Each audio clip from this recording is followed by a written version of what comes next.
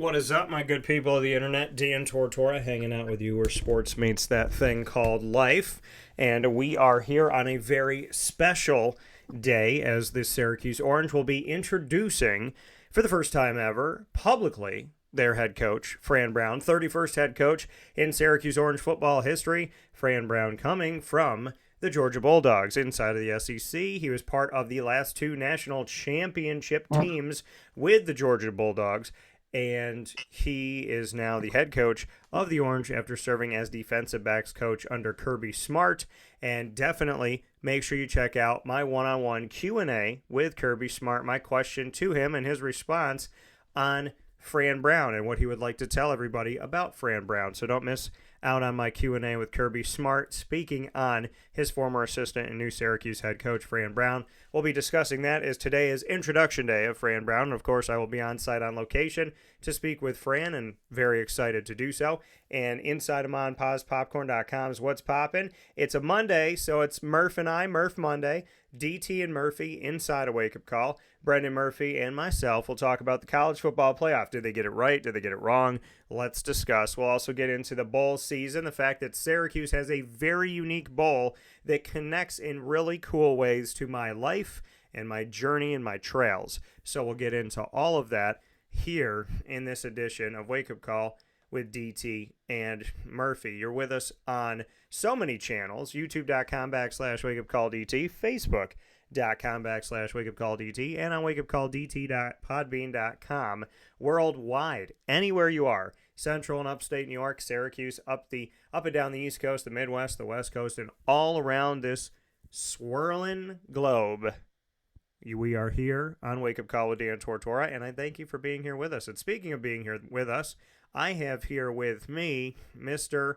Murph, who is going to be joining me here on the broadcast. And what we're going to do is we're going to bring in Murph. So I'm going to go ahead and minimize myself here so we could bring Murph into the show. And Murph and I always talk to you on Mondays, which I'm always excited to do. So we're going to go ahead and bring in Brendan Murphy here. We're going to get him on the line, make sure that we got him all set up here and ready to go. And no, that's not going to do it right. So let's see if we can let's see if we can bring in Murph the way that I want to bring in Murph, and let's do that. So let's go ahead and get him all set. And now I'm going to do exactly what I just did, but I tweaked it ever so slightly. Let's see if it works this time around as I bring in Mr. Murph. There he is. What's up, Murph? There we go. How you doing? How's life? Life's pretty good. We've had a fun. Wait, something's not right here. I gotta go move. I gotta find a better place to do this. You gotta find a better place. Okay. I gotta find a better place for this. All right. Well, we're gonna go back to the main screen since Murph is being difficult. So we're going to get back to our conversation with Brendan in just a second. But like you know, inside of Wake Up Call with Dan Tortora, we are going to be discussing a lot of really cool things on the broadcast. And hello. How are you? This guy? I know, right? Who's that man? What are you doing, Murph?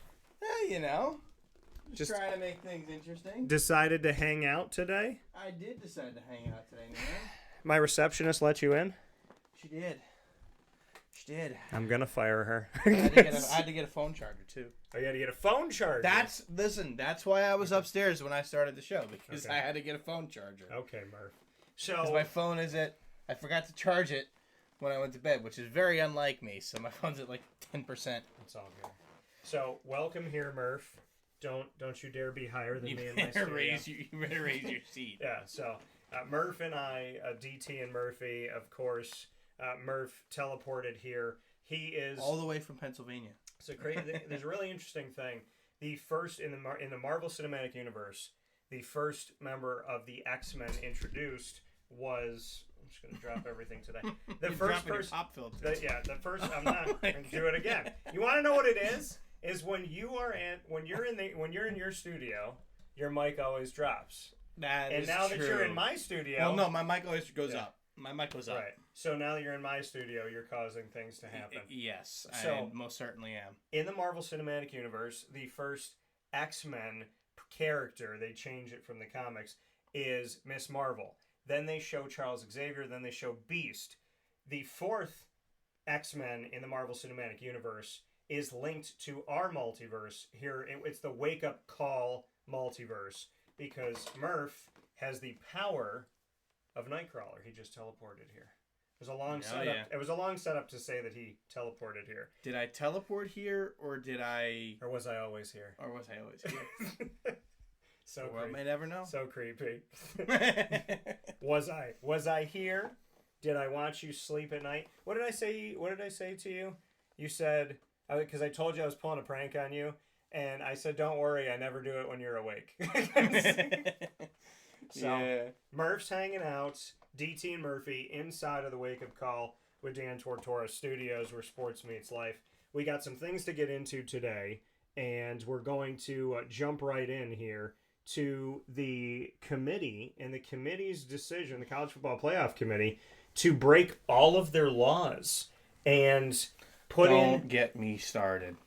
Murph was in a public place when he, I believe, threw things down or hands hit something. He yelled once, he yelled twice. I thought to myself, if he yells one or two more times, I may have to remove him, bring him outside. We're going to do a breathing exercise and bring him back in. So you were not happy that Florida State is out. No, I was not. And, anybody that knows me knows I'm a diehard Gator. Yeah. So me rooting for Florida State in something is not easy. Well, you were rooting for fairness.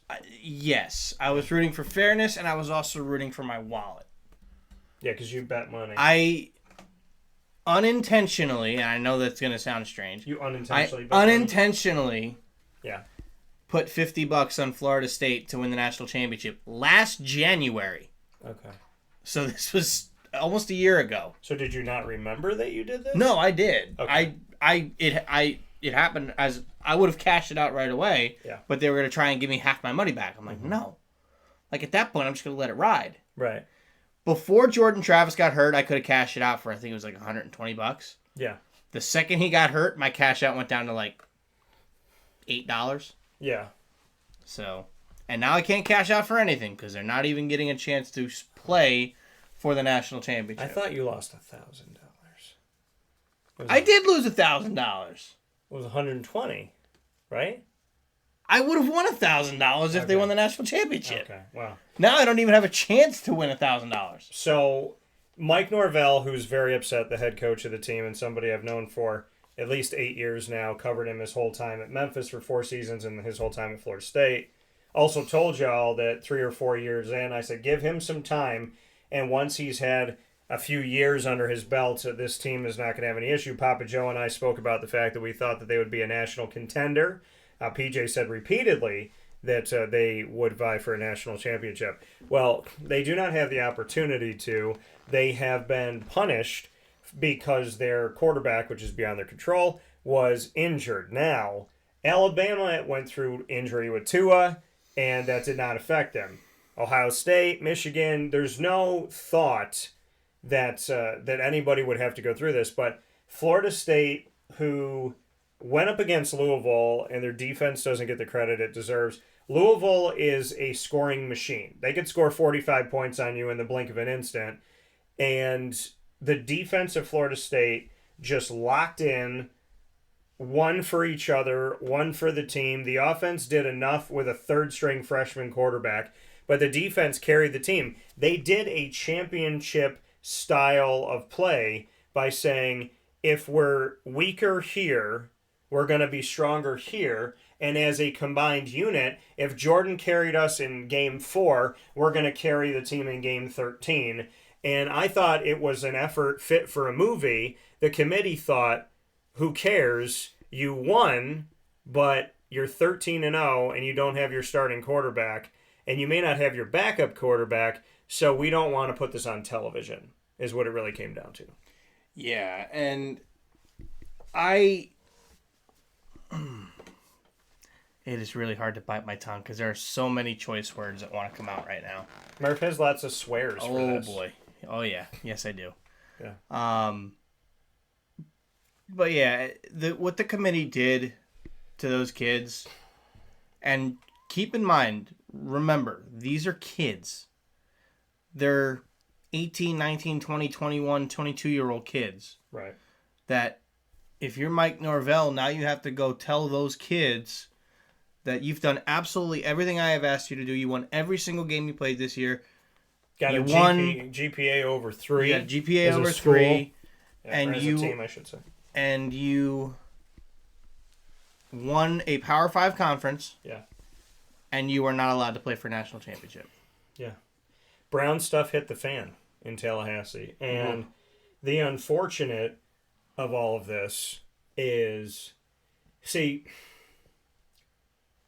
and I know people have their opinions, and it's fine. And this is my opinion. I base my opinions in facts.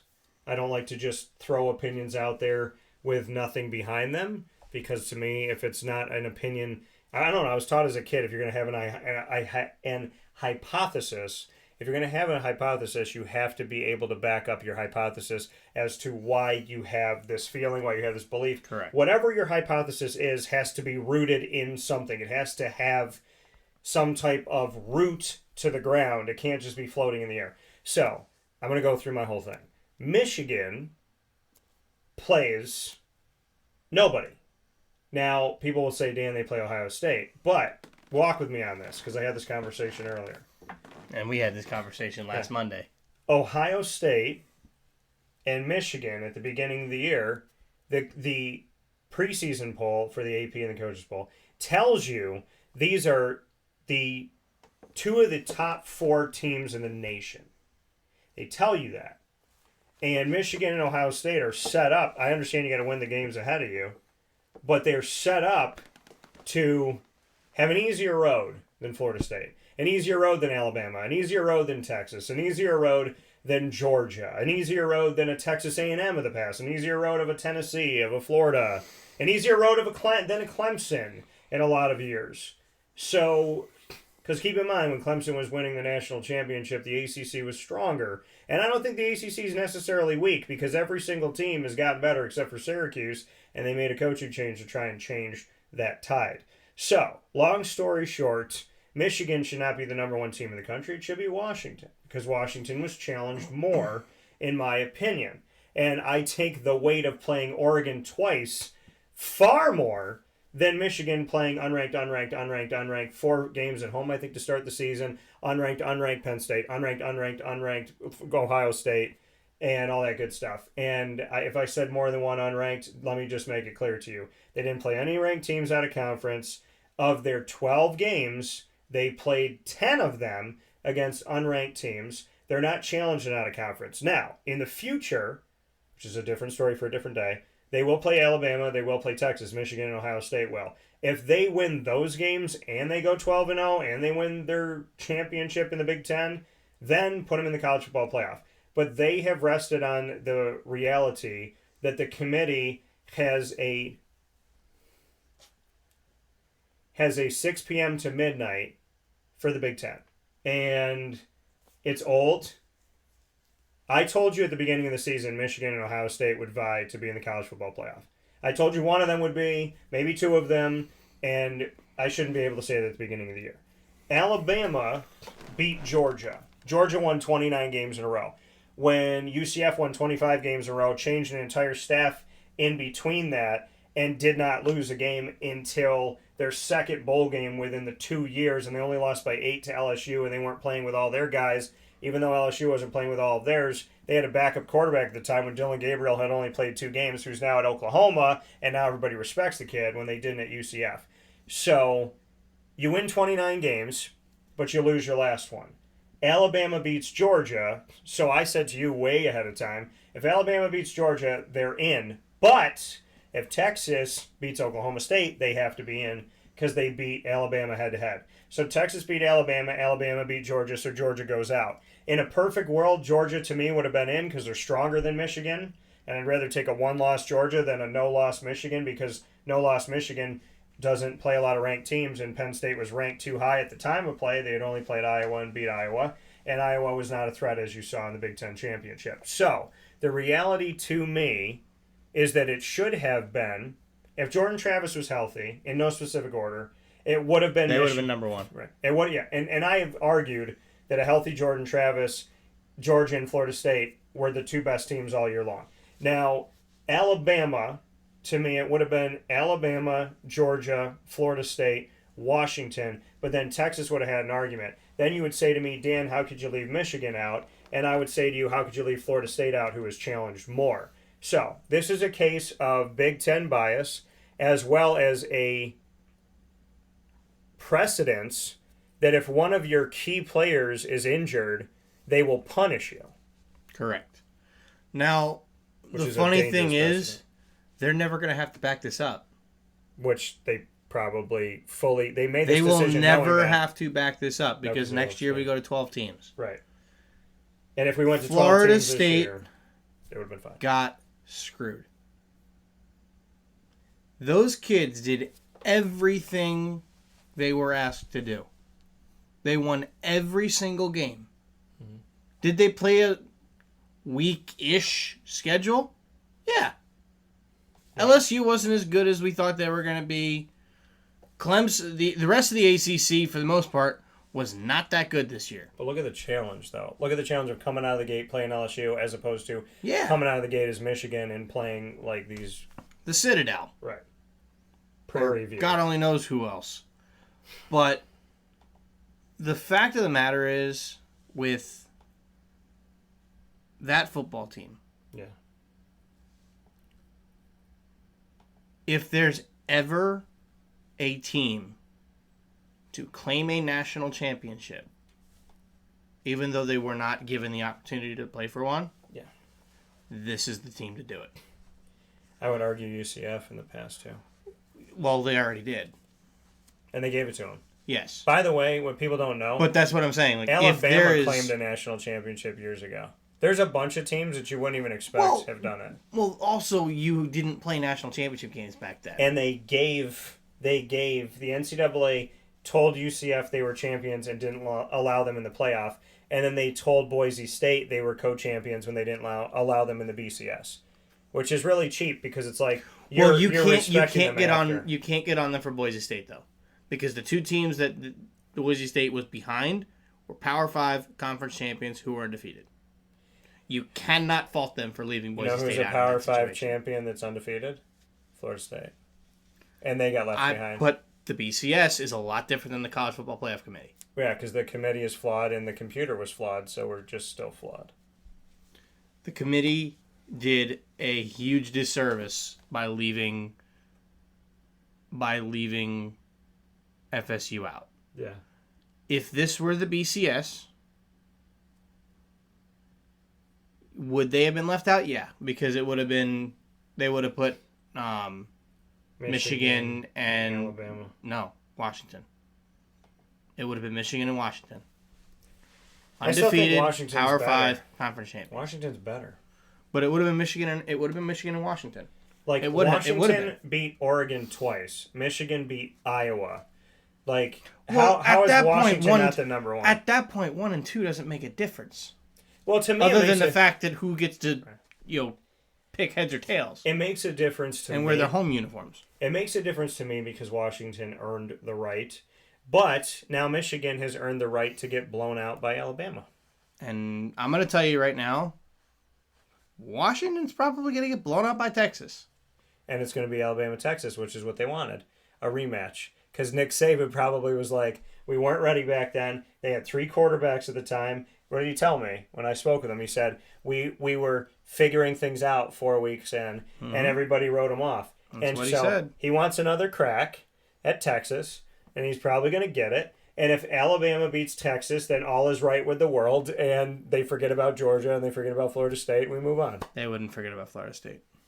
Well, I'm saying people will look at this and go, okay, Alabama righted the ship. You want to know what the real national championship game is? I'm not going to forget about Florida State. You want to know what the real national championship game is? The Orange Bowl. Georgia and Florida State. I really hope most of those kids play. Which is funny. On both sides. Yeah. If they play, obviously they won't have Jordan Travis, but our FSU won't have Jordan Travis. Hopefully they'll have But Tate. if Georgia and FSU play at full strength, that will be the well and true national championship game. Wait, how about this? Arch Manning transfers to Florida State. tomorrow. I'm in. In December. I'm in. Okay, so how about this? He could transfer today. So today's December 4th. So he transfers today. He works out for a month, and he's the quarterback for Florida State against Georgia. Who wins? I'm taking Florida State. I probably would take Florida State. Yeah. That'd be fun. Arch Manning. You heard it here first. Go to Florida State. Do it now. Do it now. Do it now. Give the committee the not pointer So finger. here, go to Florida State. Yeah. Transfer out again, and then go to Gainesville and go to Florida. Or you could just do what DJ Uiagalelei is, which is pretending that you can just transfer everywhere at any time. Mm-hmm. It's very strange. And he had such a good season at Oregon State, but apparently he's had enough, so now he's going to go somewhere else. You want to know why? Because Oregon State and Washington State... Because he thinks he can go somewhere where it's better. Oregon State and Washington State still don't have a home, so they have scheduled a bunch of games against the Mountain West, but it's kind of like Notre Dame. They've scheduled games with the Mountain West as if they're a conference member, but they're not playing as many games. They're playing almost as many. I think they're playing like 6. So they're kind of in the Mountain West, but they're not. They're putting a little toe in there. And they won't say that the Pac-12 is officially gone. It is. But it's gone. The Pac-12's gone. And when Oregon... R.I.P. When USC and UCLA left, if you guys go back and you look it up, I put a giant map on the show, and I did a conference realignment map. I said back then, over a year ago, that once USC and UCLA had left, what the Pac-12 should have done, which is bond with the Mountain West, and then Oregon and Washington and all those other teams, Arizona State, and Utah Probably would have stayed. And then you would not only would you have saved the West, but you would have had actual geographical rivals in Colorado and Colorado State, and the Utahs and the Boise States and all that good stuff. And you would keep all the things on the West Coast, and you would be the first to 20. They would actually have 20. They would have more than the SEC and the Big Ten. Yeah. So I mean, that made sense at the time. Yeah, but they didn't do it. But and then after I said that, and they only had a few Pac-12. teams left, what did they say? They're like, they should do it now. I was like, do it now? You couldn't make a deal when you had Oregon, Washington, Utah, and Arizona, and so you're going to do a deal without them? You can't do a deal without them. Mm-hmm. And then now there's 2. So my best at Oregon State and Washington State, the Beavers and the Cougars. I can make a very dirty joke. I won't, but Please I will. don't. But I will make it in my head. You can tell me later. I will. Grenade whistle. So, but we're gonna take a step aside because I need the show to stop on that statement. We'll be back right after this fast break inside of Wake Up Call with Dan Tortora. Stay with us. Hi, this is Amy from Mother's Cupboard, home of the whole frittata. We are open daily 6 a.m. to 1:30 p.m. For takeout orders, call 315-432-0942 and tune in to Wake Up Call with Dan Tortora for our monthly food challenge and try our Wake Up Call signature menu item available 7 days a week. Here at Mother's Cupboard, we are Central New York, and it's our honor to serve you. Ma and Pa's Kettle Corn and Popcorn Factory remind us that every day is worth celebrating at 201 7th North Street in Liverpool, New York. Open Monday through Saturday in-store and always online at maandpaspopcorn.com. Serving our Central New York community and beyond, order anywhere, anytime at maandpaspopcorn.com. Stop in to get a tin at Ma and Pa's on 201 7th North Street in Liverpool, New York to get your half-price refills for the rest of your life. Come to Ma and Pa's for your holiday gift giving for family, friends, employees, and clients. And remember, for fundraising and events, to call 315-450-6272. That's 315-450-6272. Ma and Pa's Kettle Corn and Popcorn Factory. How corny are you? This is Jimmer Sikowski, owner-operator of Chick-fil-A Cicero, 7916 Brewerton Road in Cicero, right in front of the Home Depot. I had a deep feeling that God wanted me to do something bigger with my life and to help people, help others. I kept putting Chick-fil-A in my life, and I realized as I was going through the franchise selection process that positively impacting the lives of others was really core to what we do here at Chick-fil-A. First of all, it starts with the food. The food is brought in fresh daily. We bring in local produce. We prepare to order in the kitchen. We hand bread our chicken. We hand spin our milkshakes. It's great food. It doesn't taste like fast food. I think the second thing is the way people feel when they come in a Chick-fil-A restaurant. It's different. We try to treat people with intentional kindness here, which is very different and deeper than good customer service. And so I think it feels remarkable for most people to come in a Chick-fil-A restaurant. And then lastly, the impact that we try to have in the community is very different. It's a big part of the expectation of every operator of a Chick-fil-A restaurant is that they're actively engaged in their community, they're a leader in the community, and they're making a difference. When they realize that what we're striving to do is to shine a little light in their life, that's a very, very different experience than you will have in any other quick service restaurant. And it's that remarkable experience that I think people will emotionally connect with.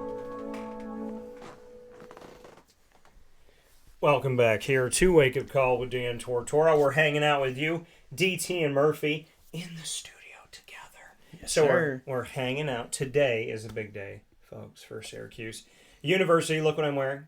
So it is an important day. It is the day that the 31st head coach in Syracuse football history is properly introduced to all of you and to the media. So, Fran Brown, thoughts? You and I talked about this. I was thinking about Steve Adazio and Bob Chesney. Mm-hmm. Dan Mullen, I never thought about. You're gonna literally end up having a heart attack because of the whole Dan Mullen thing. What do you mean I'm going to have a heart attack? You keep bringing it up. You're gonna stress yourself out, man. No, I didn't stress myself Well, no, out. I know you didn't. The people did. You're stressing yourself out from the haters. They were so mean. I know. They were so nasty. Are you telling me to let it... Haters gonna hate. Right. It's their job. You got to ignore it. It's their job. Mm-hmm. Your job is to hate. And what did Cat Williams say? If a hater is here that doesn't have anybody to hate on, feel free to hate on me. He said, "Why are you mad at haters? That's their job. That's what they have to do. If you got, what do you say? If you got 14, you got to find your way to get to 16." So I liked Bob Chesney, so I agree with you. Thank you, Murph. Thank you for looking out for me, my little brother. I love you dearly. I mean that. I do, because stress is a killer, and it's not good. Yes, it literally is. And y'all can't kill me. I'm Jesus' baby. That's it. What is it? God's child? Jesus' brother. Y'all know what I mean. So, what did I say a couple days ago? I was like, catcher, pitcher. Murph knows what I mean. So, Gabriel Moreno, I think, is now my favorite catcher of all time. It was Mike Piazza, but, I mean, how do you not fall in love with Gabriel Moreno? Because he's a good player. I mean, he got hit in the hand. You know how you can because you're not a Diamondbacks, because you may not be a Diamondbacks fan. So that's how it's easy for me. I mean, look at what happened to the guy. He gets hit in the hand. He gets hit in the head. They got to check him for a concussion. They got to check his hand. They had to check him again, and he just kept coming back. He was just never say die. Well, Roger Clemens hit Mike Piazza in the head, and then in the World Series proceeded to throw a broken bat at him. That's kind. So kind. Roger Clemens was a jerk, if you didn't figure that out by now. Roger Clemens is interesting. It's weird. He's a lightning rod. When you bring up Roger Clemens, there's people that like him, and then there's people that are murdered. I've heard of a lot more people that hate Roger Clemens. But you know what? That's what the haters are supposed to do, and he can't let it bother him. Well, Roger Clemens brought it on himself. You know. Well, he brought everything on himself. Shouldn't say no, but I mean, okay. Steroids. Being a jerk to the media. Is he the one that said that he didn't know when they put a needle in his butt? Yes. Okay. Correct. Let me ask you a question. If you didn't know that the needle in your butt was number one, if you don't know why people are sticking needles in your butt, why are you letting it happen? Correct. And why are you taking your pants down so people can stick needles in your butt? Does anybody ask those questions? Did Congress ask that question? Like what was going in your butt? No, they did not. Maybe he started COVID. Maybe they shot him up with the test COVID, and that's what was in his butt the whole time. Maybe. Just don't put things in your butt that aren't supposed to be there. Definitely not. Definitely don't do that. I tried to do it with a straight face. I couldn't. So remember when Mark McGuire said when he's in front of Congress and they said, "Mark, did you take steroids?" And he was like this, like he didn't understand the question. Can you repeat the question? So they asked him again, and he goes, "I'm not here to talk about that today. I'm here to talk about today. I'm not here to talk about what happened in the past." I was like, what do you think? They're here to talk to you about how you golf now? Like, this is the only reason why you're here. Like, what if somebody was like, hey, we think you murdered someone. I'm not here to talk about murder in the past. I'm here to talk about today. And today I didn't murder anybody. So I never understood Mark McGuire sounding that ridiculous. But you know who, if he ever did steroids, no, like he found a way to become too lovable for people to hate him? Is Big Papi.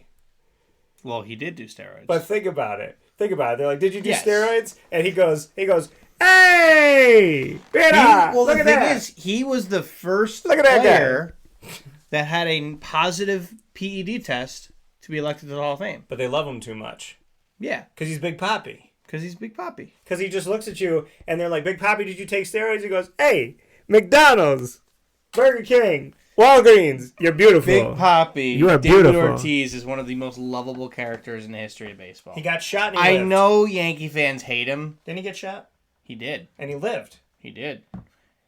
He got shot. It was not... He was in the Dominican. He got shot when I think it was like some gang was going after somebody and he was collateral damage.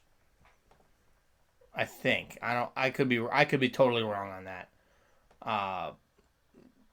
But it was sad. But to answer your question from before, yes, my thoughts on Fran Brown at Syracuse. How did we get here? How did we get here? I don't know.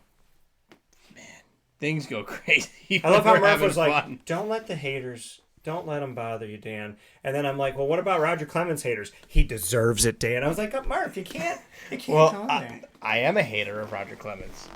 And he can ignore it all he wants. That's what I'm saying. You need to be the one that ignores it. Yeah, I understand. But to answer the question... I don't think Roger cares. I don't think if he doesn't care what's in his butt... I don't think he cares either. If he doesn't care what's being put in his butt, he doesn't care about what people think. I think he cares about spending time with his family and his kids. I think that's all he cares about right now. That's important. Because he's got 3 kids that have played Major League Baseball at some point. I don't dislike Roger Clemens. I liked him more when he wasn't on the Yankees, and it's not a knock to the Yankees. I have nothing against the Yankees. I just liked him before he got to the Yankees. Like when he was on the Red Sox? I didn't like that moment either. Wasn't he a Blue Jay? For like a cup of coffee. Here's my thing, though. When you become a Blue Jay, like when I was growing up as a kid, if you were a Blue Jay, I'm like, you're okay. Like Joe Carter is the first game I saw. I went to the Sky Dome. They beat the Twins 11-2. The Twins were awful at the time. And Joe Carter was just phenomenal. Joe Carter hit arguably the most famous home run in the history of baseball. Well, one of the most famous home runs in the history of baseball. I think there's a strong argument to be considered to be one of the most famous. I mean, because you could put that up there with Bill Mazeroski in 1960 clinching the World Series and a home run. Like, Game 7 of the World Series, you hit a walk-off home run. There's no better feeling than that. That is the thing that every little kid that dreams to play Major League Baseball... It's the last second shot in basketball. You're right. Last second shot to win the NBA championship. It's a penalty kick in soccer in the World Cup. 15-foot putt to win the Masters. It's a field goal that's to win the Super Bowl. Just that good. Remember? Field goal to win the Super Bowl. You remember? Touchdown pass to win the Super Bowl. It's the Brady forward pass. Yeah. I still remember that game. They beat Carolina. That's how the whole Patriots thing started. It started against Carolina in the snow. Isn't that weird? That was the Raiders. And it wasn't in the snow. Raiders were in the snow. But the first one was Carolina. Yes. I just put it all together. But yes, the first one was Carolina. Wait, are you sure? I thought the first one was Kurt Warner. No, Carolina missed the field goal. I think it was Carolina. No, I'm pretty sure the first one was Kurt Warner because the first Super Bowl, they got the ball back with like I'm gonna check a minute and a half. Not a minute and a half. I think it was Carolina. It was like a minute and 10 seconds or something like that. And they drove down the field in the field goal range and kicked the field goal to win it. I'm fairly confident. I think I was a freshman in high school. I'm fairly confident. And I'm pretty confident that it was, let's see. It's 2001. Right? 2001. Okay. What the F? All right. 2001. St. Louis Rams. Oh, Carolina was the last game of the year. That's where my head was at. St. Louis Rams. Don't test me, man. I'm gonna. You know how good I am at this stuff. I remember the Carolina game though. Okay, that makes sense. So Greatest to show on answer turf. your question, Fran Brown. Fran. Let's get back there together. It sounds like everyone in this situation liked the hire. Listening to you, that point you made up to Kirby Smart, and listening to everything he had to say in general, about him and what he's done for Georgia recruiting wise has been outstanding. I mean, he's considered to be the best recruiter in the country. Now things are going to be a little different now when you're recruiting into the Northeast. You're recruiting to a team that, hasn't won that for lack of a better term, has not been very good in the last, basically the entire time that they've been playing football. Over 2 decades since Pasqualoni was fired, they've had Correct. a couple bright moments. Yeah. I mean, it's a tall task. Yeah. If he is able to make them an ACC contender, that would be massive. Well, when Florida State leaves out of being even more pushed by the fact that they were out of the college football playoff, and them and Clemson leave, it'll open the door wider for Syracuse. Well, I'm going to tell you right now, if Florida State and Clemson leave and go to the SEC, the whole conference thing should be just over. You should have the Big Ten and the SEC. That's it. Or the North and the South. What I predicted over 2 years ago was that the SEC would break away. And I think the Big Ten, and I've said this plenty on the show, but the Big Ten... We talked about this. Yeah, the Big Ten, a lot. The Big Ten, I think, went and got the Western schools because if you look at the map, it's South Middle, Southeast is the SEC. North Middle, that Midwest, Northeast is the Big Ten, and then they go out to the West Coast, and they get the West Coast, and then everything in between are like none of the teams that have vied really nationally except for Boise State at times. So if you get Clemson, Florida State, and arguably Notre Dame, then it's done because you're going to have all the major players in 2 conferences. Yeah. So I think the Big Ten did what they did as an effort of saying, hey, to the SEC, when you break away with us, don't break away by yourself. So the Big Ten is trying to prove to their older brother that they can hang on the football field. So this is by getting who they got. This was my thought on the whole situation, and we had this talk when we did the. But it's coming up again because Florida State was not allowed. Correct. So I can't take credit for that thought. Going off of that thought, it makes sense that Florida State could be pissed off enough because there was the notion that they have... I mean, at the same time, it's not the ACC's fault. So, like, why punish the conference that you're in to say and it had nothing to do with the conference? If we can't get in this... Because the argument is with 12 college football playoff teams and 6 of them at large, as of right now, unless they do 5 and 7 at large, because the Pac-12 is going to be gone.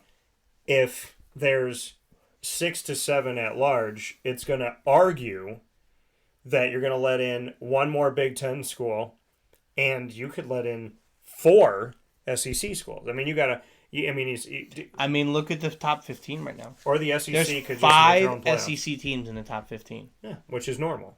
Yeah, it's and think about it. Normal. Auburn, they'll get better. Texas A&M will get better. Kentucky has gotten better.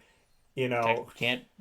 I know Jimbo's gone, but can't count out Texas A&M. Yeah. So you look at Texas South A&M. Carolina's always been getting better. Tennessee was really good last year. Shane Beamer was better this year. Gave Alabama a game. Yeah. Yes, Florida beat them at the Swamp. Florida will find. And I'm still pissed about that because I was supposed to be at that game.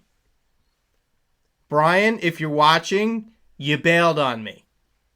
Hey, Brian. We were supposed to go to that game. It's my cousin Brian. Hey, Brian. We were supposed to go to that game. You bailed on me. Hey, Brian. Brian, I just want to let you know something here. I've seen Murph become angry over a team that he's not connected to.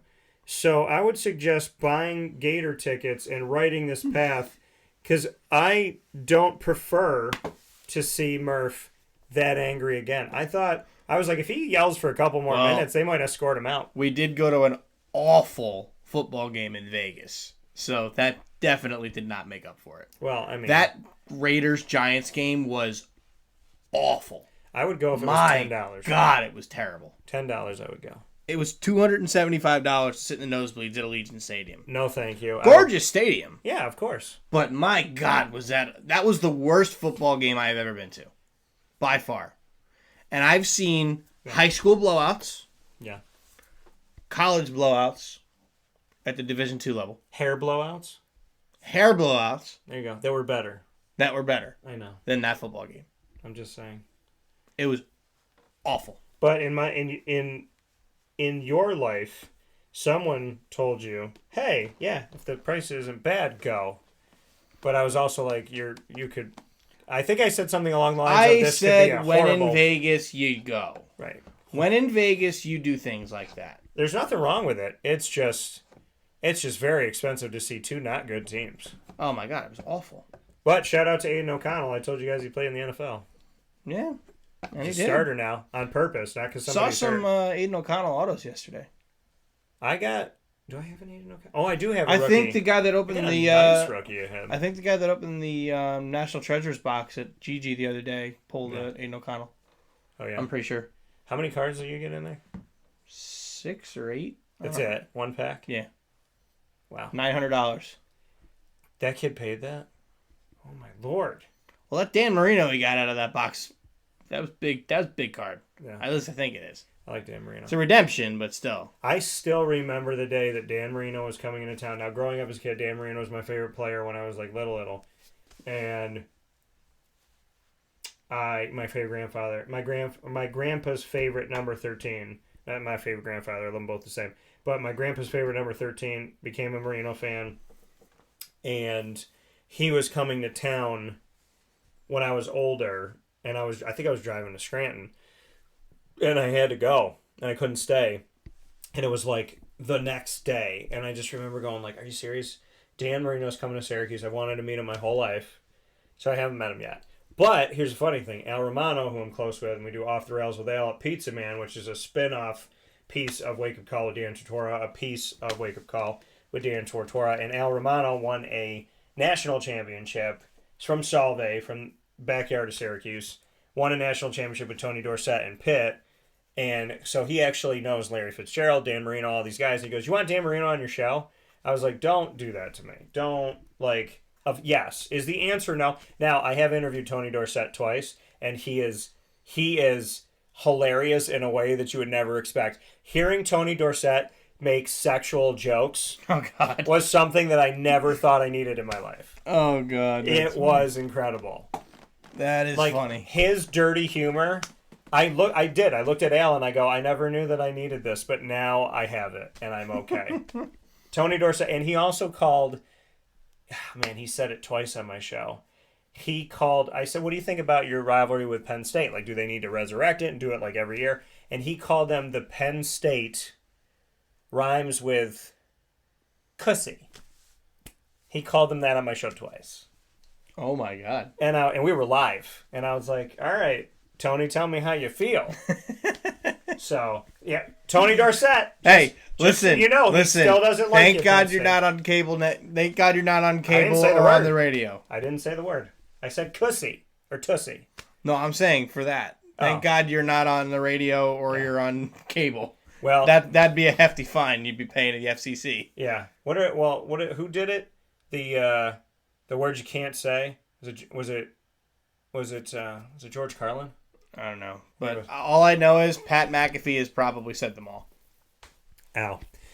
I don't think my mom said one of the shows recently, within like this past year. She goes, "You almost said the F word," and I was like, "What are you talking about?" She goes, "Yeah, I don't know." She goes, "You were getting into something and you went, pff, and then you stopped," and I was like, there was one time though at ESPN in Scranton, and I blacked out. There's moments where like I'm so passionate about something and I'm confident in what I'm saying, and like I've like thought about it over and over again, so I just go and I like black out. And then I went to commercial, and I remember sitting in the studio in Scranton going, "Did I say the F word? Did I swear?" I couldn't remember.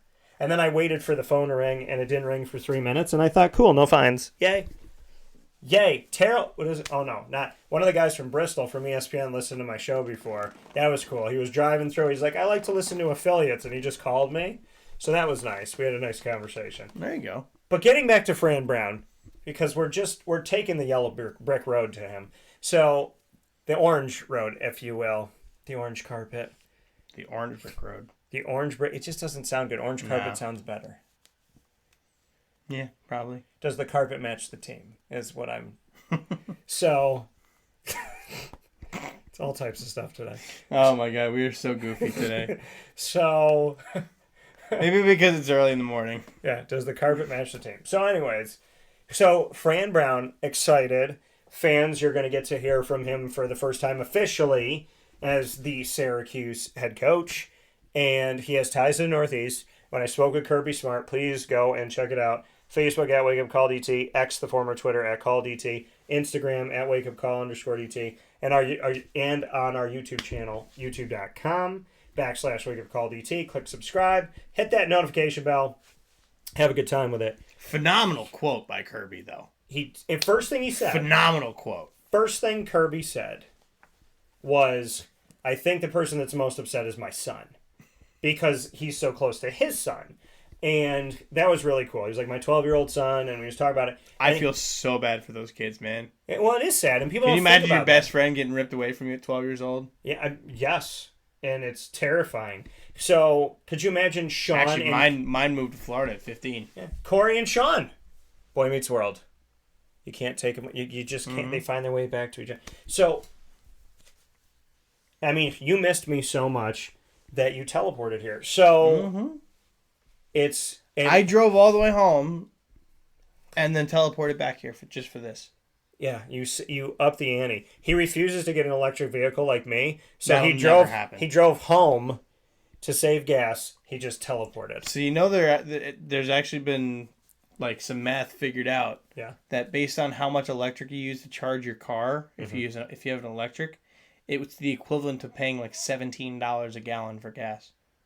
Yeah, I'm never gonna do it because, they can shut off your car. Well, yeah. And you can have one of those electronic pulse things that if anybody did any type of terrorist attack or the government did it, you could do it too. That's why you got to get a hybrid. I did get a hybrid. I didn't have a good one. I had one that I think had a problem. Well, I don't even have a hybrid, and I still get 45 miles to the gallon. I get some good. You have a spaceship because that's not possible. But I do get like close I get to a Hyundai Elantra.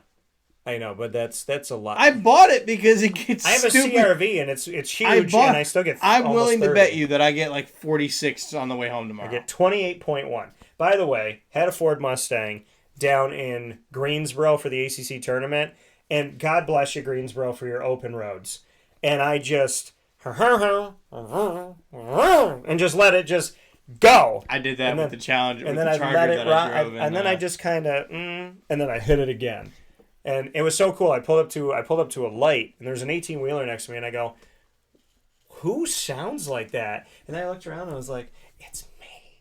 So that's kind of how it felt when I was driving the Challenger in Vegas. Well, Papa Joe's Stingray, that thing is a spaceship. I was like, "Let me just touch it," and I was like, "I don't know, I just tapped it, and I'm like, maybe I didn't tap it enough." I hit this thing. I felt like I was in Guardians of the Galaxy. You go, whoa! I was doing like space jumps. Oh man, I was doing multiversal jumps. So Fran Brown. So can we finally talk about the new Syracuse head coach now? So Kirby Smart, you got to play it up. You got to Seacrest it. Yes. So, we're going to talk about Fran Brown. We are. Right after this. No, I'm not going to do that. So not yet, at least. Yeah. So Fran. So yeah, Kirby responding, talking about his son. First thing he said about Fran was family. Yep. And like the people that know him, they like him. He's connected. Like the first thing he did was make you feel warm and fuzzy. It made you feel like this is a family guy. And then he went into, hey, this dude knows the Northeast. He knows everybody. So you better watch out in recruiting. Like he's basically saying, Fran Brown coming up to the Northeast to go to Syracuse to be the head coach is going to be a little shockwave, maybe a big shockwave. And then he ended by going specific. He said he knows everybody in the Northeast, and then he hits you with a watch out because he knows everybody in Philly. Yeah. And I was like, oh, word? So it's in Kirby, so I mean, it couldn't have said nicer things about about Fran. I heard him. Loved it. Now, obviously, I'm Thank you, Kirby, for Yeah. answering my question. listening to that quote. It was very cool. I'm like, that is a phenomenal quote. It was fun. Everybody gave me good quotes. Talked to Yeah. the whole country. I talked to every. I think New Year's Six ball. Saban gave you a really good quote too. And he did last time. Mm-hmm. Every time I talked to Saban, we're just. I tell you what, good though. stuff. I love it. On this and that I miss obviously in Dabo that, though. I miss having my Dabo conversation in the New Yeah. Year's Six. and you missed out on Harbaugh. Yeah. You got into that one late. Yeah, I don't know how that worked out, but I love my Jimbo conversations because he's the only person I know that can talk so fast that he interrupts himself. And I do my Jimbo impression. Oh, I tell you that James Winston. I swear to God, I swear, he is the wonderful. He is just a good player. He's a game changer. He is a game changer. Would you ask me? Ask me about cereal? Did you ask me about cereal? You asked me about cereal. But you know what? You asked me about cereal. I thought about James Winston. I'm gonna tell you this right now. He better be a starter quarterback for the Tampa Bay Buccaneers or the New Orleans Saints, wherever the hell he is. He might as well start his own football team because he is the best. That's all I'm gonna say. Thank you so much. I love Jimbo. You should have done that, Elvis. Thank you very much. Yeah, I love it. Thank you very much. I love Jimbo. But Love I Jimbo. will say this. In that same quote with Kirby, obviously you talked to Mike Norvell about. Yes. You asked him about Jordan Travis. Known him for But a long time. Yeah. Even in general, when we were listening to what he had to say, even at the very beginning of that press conference, Yeah. he bit his tongue about the whole playoff You could see thing. it in his eyes. But He you was, could like, fidgeting. you Yeah, could he was literally uncomfortable. see it in his face. Yeah. It was written all over his face. And how could you blame him?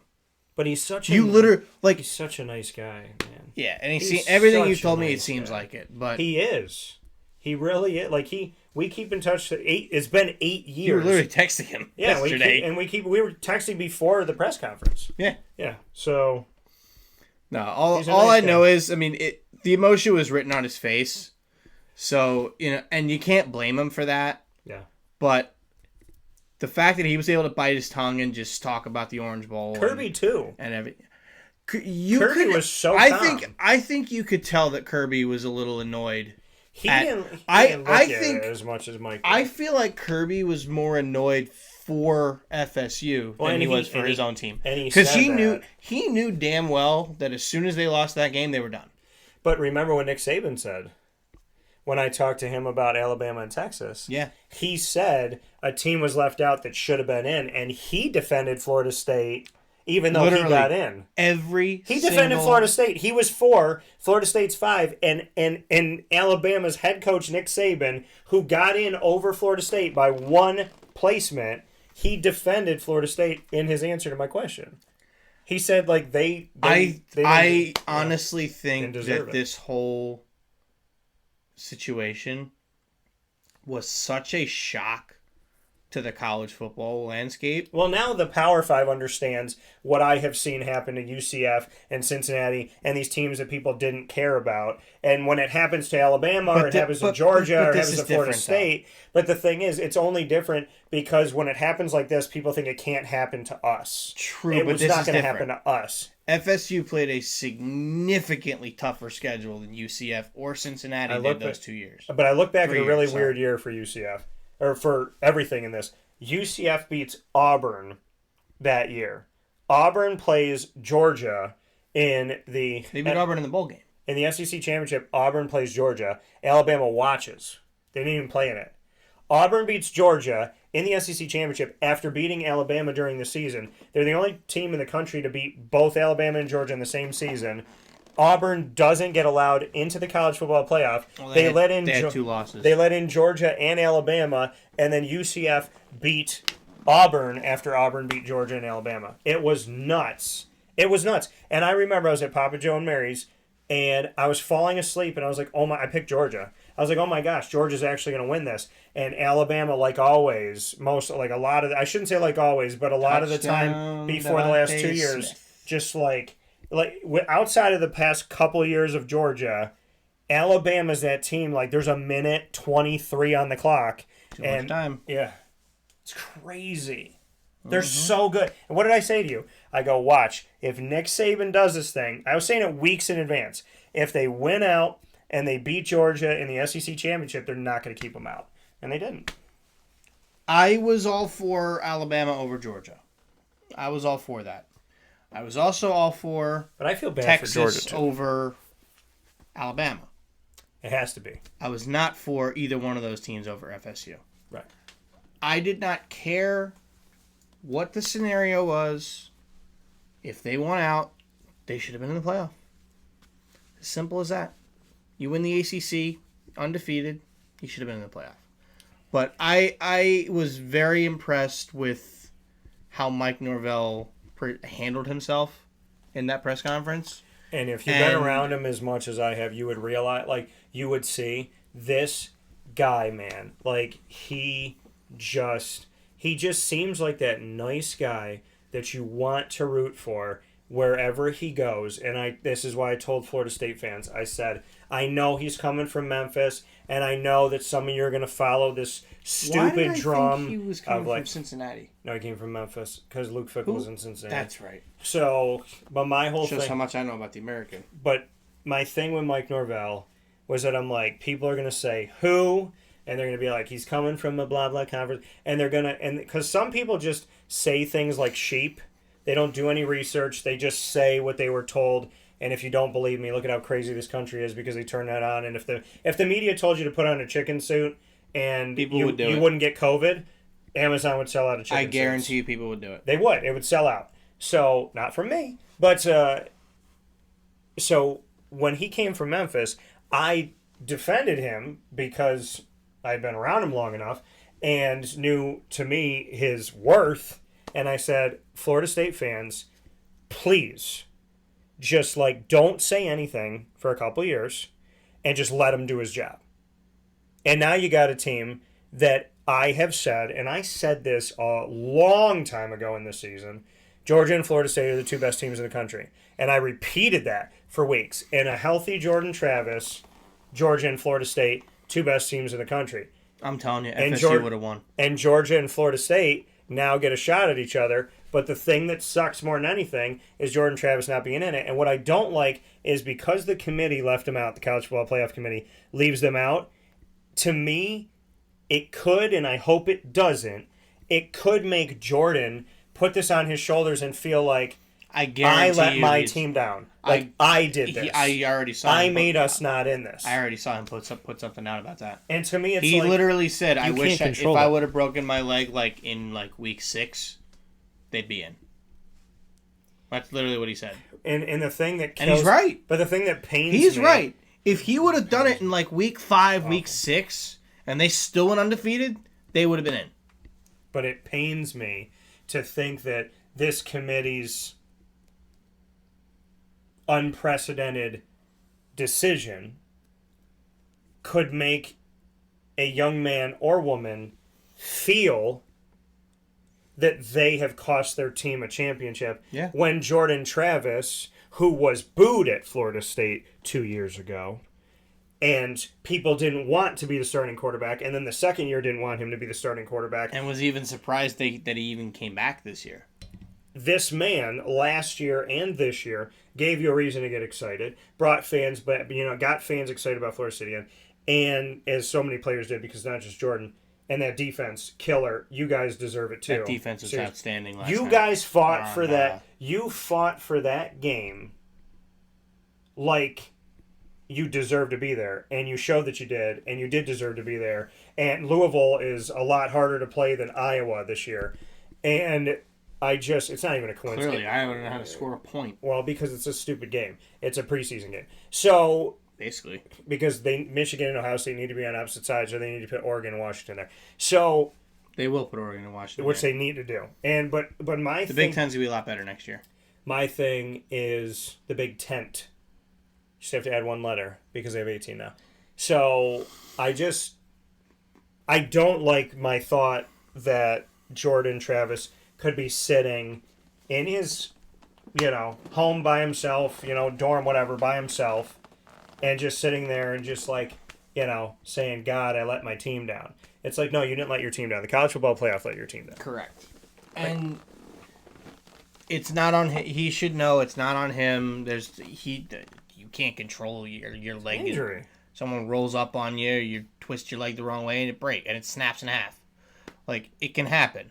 Yeah. I mean, literally, Joe Theismann, Paul George, Kevin Ware, Willis McGahee, right? Willis McGahee. That one, They tell you not to watch that one. if you don't watch that one, folks. Nope. I was not aware that a knee could bend that way. That was in Miami. Oh my goodness, I felt so bad for him.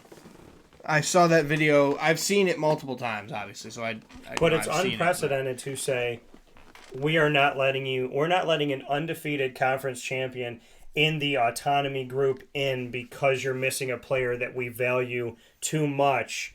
And so basically what they said to Florida State was you are one player. Yes. Which so far from which the this team showed they weren't by gutting out a win against Louisville in a very un-Florida State type of game because it was such low scoring. But and I said the only way they're going to win this is if the defense locks down, and the defense was a mother. Oh my God, the defense played so well on The Saturday defense night. made Plummer look like he was just not going anywhere. I mean, They played so well. And by the way, Florida State, for those of you that don't know and pay attention to Florida State, and I've been around them for at least a decade, this team, okay, historically, they are known for being just a harassing defense. And when they are playing a team that is not on par with them, I promise you, Well, that's ACC having like football. 9 sacks in a game is like normal. The for thing is, Florida but State. that's ACC football. They're just so good. It's like the at some of complete that stuff. opposite of the Big 12. No defense. Remember the Big 12 back in the day where you're seeing, like scores of 65-57 or 65-58 or whatever Yeah. were common. Their Big 12 championships were like 49-43. Over-unders were set at 90-something points. Yeah, it's gross. But you can win a Big 10 game within 40 points. Yeah. You could win a Big Ten game scoring 22 points. You can beat 21 points. You can beat Iowa By scoring 1 point. That's just proved my point so much that Michigan has just had such a cakewalk. Michigan's road to the college football playoff was the game of Candyland. Well, Georgia and Alabama were like trying to dodge grenades and landmines. There's Candyland. Let me ask you this. Yeah. Washington's If number they beat the crap out of Alabama and then beat the crap out of whoever they play in the national championship game, one. Yeah. do you change your tone? If they win those games, I would say to you 2 things. Number 1, they're better than I thought they were. Number 2, it's a lot easier to play really, really good when you're not challenged all year. It's kind of like being a person who's like in boxing matches and you go up against 10 guys who you knock out and then you get up to Mike Tyson and then it's like, well, if I beat Mike Tyson, guess what? I wasn't challenged all the way up here. I'm not beaten and bruised like I was. Think about it like this. The old Big East in basketball, only UConn did it. If you won the Big East tournament, you didn't win the NCAA tournament because the Big East beat you up so much that you were exhausted. So what I'm going to say is, if Michigan goes and does all this stuff, Remember, UConn did it twice. I'm going to say Michigan was, but it was a different Big East. I'm going to say Michigan was that Big East back in the wasn't day. as deep, but Michigan, it's not. They had 15 teams back then. I know if it, but. So, Kemba Walker's year at UConn, you remember, they had to win 5 games in 5 days. No, I'm saying to that. even I'm get saying to that the tournament. Big East was better than this Big East. Oh, okay. Yes. That's what I'm saying. Absolutely it is. Now, Absolutely. right now in this moment, the Big East could be the best conference in America, even though they have 11 teams comparative to others. So because the best teams are in the Big East. They could be there. So, but the thing is, college basketball, the whole college basketball landscape has changed. but what I'm saying is, Especially with Boeheim retiring, what I'm Coach saying K is, retiring. it's a lot easier to, like, you still have to beat those teams, and if Michigan does it, then yes, you give respect where respect is earned. But Michigan doesn't have to earn the respect like other people do. That's all I'm saying. The respect is already there. Yeah. It's already there. And people know it. When I talk to Notre Dame fans and Big Ten fans, they'll look at you and go, yeah, okay, there probably is a bias, and they'll giggle. Because they know. But it's like, call it what it is. Notre Dame had a movie called Rudy. That's not why they should be in the college football playoff. They're number 16 in the final They college football shouldn't. playoff They should rankings. be like 23. Number 16. They have not dropped them out of the top 20, and they have 3 losses. Like, stop. So who are their 3 losses? Their 3 losses are, I want to make sure that I say this one. I think they lost to Louisville because that broke the streak. So, because there was a streak against ACC schools that Notre Dame had. So Notre Dame, 9-3 this season. Yeah, they lost to Ohio State, Louisville, and Clemson. I feel like those are 3 good teams that they lost to. Though. I don't care. It's 3 losses. You're not 16 with 3 losses. There's plenty of teams that have 1 loss, 2 losses, no losses. You're not 16 with 3 losses. If you have 3 or 4 losses, no. I've got a kicker here. No. Do you remember? Clemson's not a bad 8-4 team, but they're at the bottom of the top 25. They're not. They're not in the top 16. Still, which they shouldn't be. Still, 23 is fine. Still, when Florida ended up with 3 losses in 2020, and after 2020, they were very good. I argued they were number 6. I argued that they should have been in with 2 losses, but then when they got the third one, they absolutely when should they have been got the third one, absolutely, it just broke obviously. the argument. Yeah, obviously. But what I'm saying is, they threw a shoe and they lost the 3rd game. This if is they also didn't, Notre had Dame. they not done, They're I'm not telling playing you, in the SEC. I will tell you this right now, and I'm gonna drop it because I'll go on about this for an hour. That year, had Florida gone to the playoff, they would have played Alabama for the national championship. I guarantee it. Because they would have put them at 3, specifically so they didn't have to play Alabama. Who was their head coach? Dan Mullen. He should come to Syracuse. Dan Mullen should have never been fired by the Gators. He should have. He was 34-15. He went to 3 New Year's Six Bowls? Last year was not a good one. Oh, yeah. He had a rough one. But rough gal. 2 New Year's Six Bowls in 2 years. He was the first coach in the history of the Florida Gators program to go to 2 New Year's Six Bowls in his first 2 seasons. Papa Joe and I, from the moment that he came into Florida, we backed him. We thought he was going to change the Gators. He was the perfect guy for the job. Right. Now we've got Billy Napier, who doesn't know his head from a hole in the wall. Or whatever the heck the saying is. That's how bad he is. Yeah. It can't get much worse. It better not get much worse. Oh, trust. Because I can't watch it anymore. You can get worse than that. I already have enough issues. I already am made miserable by having to watch the Jets on a weekly basis, by having to watch the Mets on a daily basis. I don't want to have to watch Florida on a weekly basis and be that bad too. The sad thing is that I didn't watch very many games this year because of that. The sad thing is that Murph, we did the Collectors Mega Show at the fair, at the Horticulture Building, and Murph was being such a nice, positive Mets fan, and he was literally trying to be like the glass half full guy, and they came by the table. So here's Murph that gets pissed off at the Mets. They come by the table, and at least a couple times he goes, "Hey, you're a Mets fan. Yeah, go Mets." And they were like, "The Mets make me depressed every year." One guy didn't even respond. He just looked at the ground. And I'm like, here's Murph trying to be a better, you're trying to be a more positive fan, and people were like, "No, Murph, stay hateful." This is why I'm sitting like this right now, because that was basically what I thought. You know what you look like? When you look like that on the screen, you look like the Muppets, the Herbiter, the chef, that has no eyes. Guys, you can never understand. You know what you also sound like? Most of the time, your pilot on every plane. You hear the part, and then you don't. It goes, "Hey, ladies and gentlemen," hold on. Ladies and gentlemen, yes, we're going to be experiencing some turbulence, and that might cause, and then we might have to, so just be safe. That's what you usually hear. It's the most inopportune times. By the way, I had this happen to me before, and I have to do this because I have to share it with the community. I was on a plane. There's no snakes on it, or Samuel L. Jackson. And so I'm on this plane, and the guy comes on, and he goes, "We're we're going to have to go back to the gate. And they always do this. I don't know why they always, but for a long time. And he's like, yeah, your captain speaking, and we're going to have to go back. We have a little, on the dashboard, there's a wrench.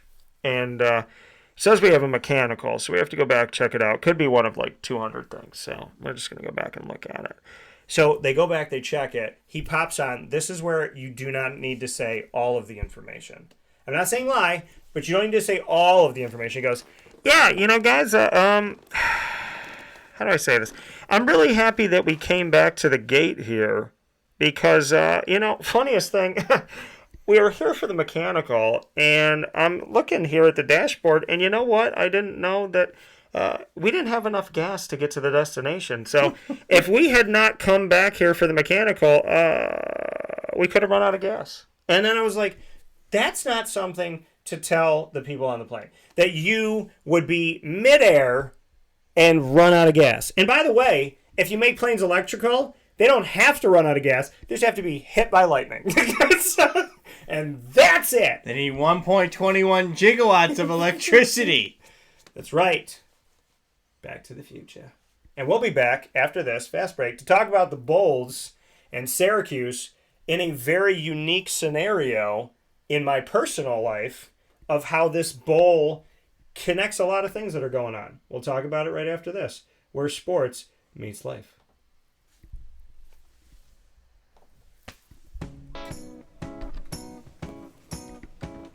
In these unique times, there are those in our community that give us a sense of normalcy and positivity. Pizza Man on 50 Oswego Street in Baldwinsville has been here for you for over 35 years and is here now. Call 315-638-1234 or order online at pizzamanbville.com to bring those familiar tastes into your home. And remember to come see our monthly on-site broadcasts centered around the community and our Baldwinsville Bees. Pizza Man in Baldwinsville. Any way you slice it, they are always here for you.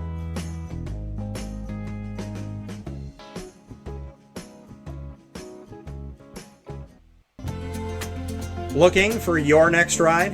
Look no further than Great Lakes Honda City, located on 7140 Henry Clay Boulevard in Liverpool, New York. Serving our community for decades, their new and pre-owned vast array of vehicles are available to you Monday through Saturday on site. To search from home, shop at GreatLakesHondaCity.com.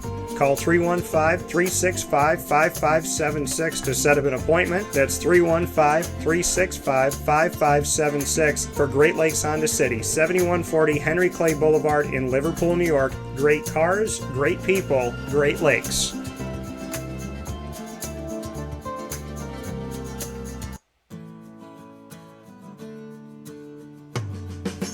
Our corporate purpose at Chick-fil-A is to glorify God by being faithful stewards of all that's entrusted to us and to positively influence all those who come in contact with Chick-fil-A. And what became increasingly clear from our success in Cicero is that people love Chick-fil-A. And also I think we recognized that we had a great opportunity to grow the brand and grow our platform. I felt incredibly grateful when I was selected to be a Chick-fil-A operator.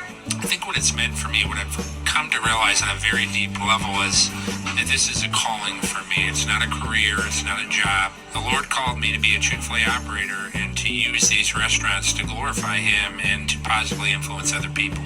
I'm blessed. I'm very blessed.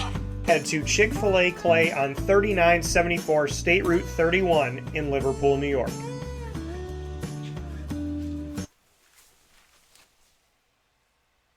Carvel DeWitt, it's what happy tastes like. Do you know why? Because we make ice cream. Creamy, rich, flavorful ice cream. Not yogurt or iced milk like some of our competitors. Ice cream.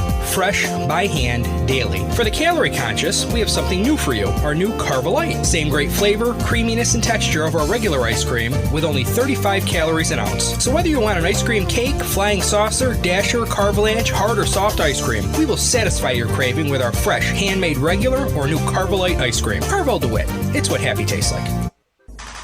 The Wildcat Sports Pub in Camillus, New York is located on 3680 Milton Avenue in the Home Depot Plaza. It is your family-friendly sports bar and restaurant. Folks, some sports bars aren't family-friendly. Some family-friendly restaurants are not sports bars. The Wildcat Sports Pub in Camillus, New York is proud to be both. It is that marriage that you've been looking for years. The Wildcat Sports Pub is your home base for your sports bar and restaurant needs, games for the kids, indoor and outdoor activities, and enough things on the menu to come back every single week and get to try something new. They're open Sundays from noon to 8 p.m., Monday through Wednesday, 11 a.m. to 11 p.m., and Thursday through Saturday from 11 a.m. to midnight. For reservations and party information, call 315-487-2222 for the Wildcat family-friendly sports pub and restaurant.